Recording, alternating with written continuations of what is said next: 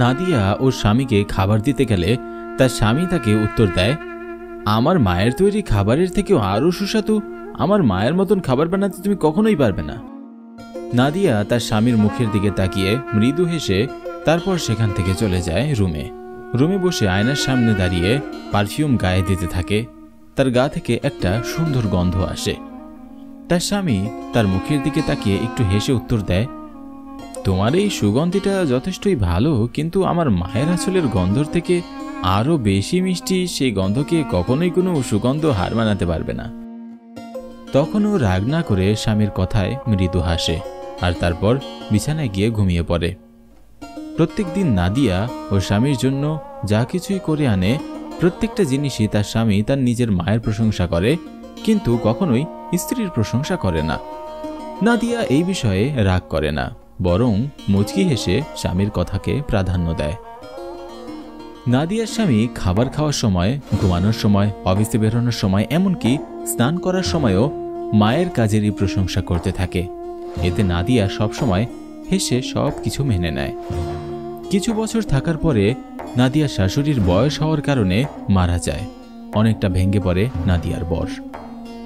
একদিন নাদিয়ার বর নাদিয়াকে ডেকে বলে, তুমি অনেকটা আমার মায়ের মতন হয়ে গেছো। তোমার হাতের রান্না, মায়ের গন্ধ সবকিছুর সঙ্গে যেন আমার মায়ের একটা মিল খুঁজে পাই।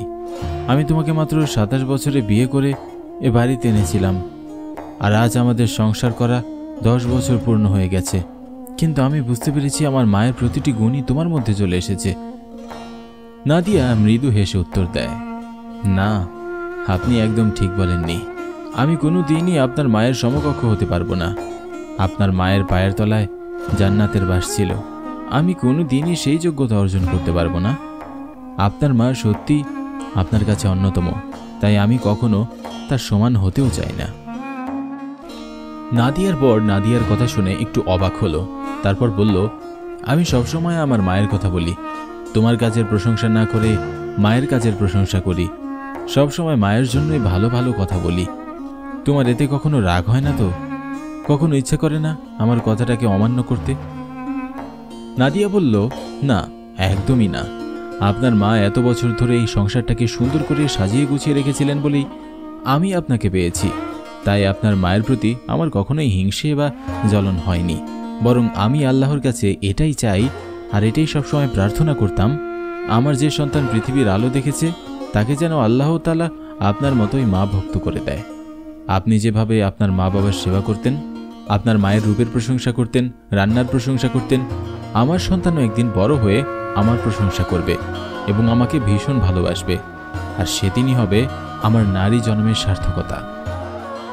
মহান আল্লাহর কাছে আমি সারা জীবন এটাই প্রার্থনা করেছিলাম, অন্যের সন্তানকে আত্মসাৎ করার আগে নিজের সন্তানকে যেন সেভাবেই মানুষ করতে পারি, যাতে আমার সন্তানও আমার প্রতি ভালোবাসা দেখাতে পারে। অন্যের সন্তানকে কেড়ে নেওয়ার থেকে নিজের সন্তানকে ভালোবেসে এবং সেই আদর্শে মানুষ করাটাই হলো আসল মায়ের কর্তব্য। আর আমি সেদিনের জন্যই অপেক্ষা করব, যেদিন আল্লাহ তাআলা আমাকে সেই বরদান করবেন, আর আমি আমার সন্তানের কাছে হয়ে উঠব আদর্শ মা। যেভাবে আপনি আপনার মাকে সেবা করতেন, সেভাবেই আমার সন্তান আমাকে সেবা করবে।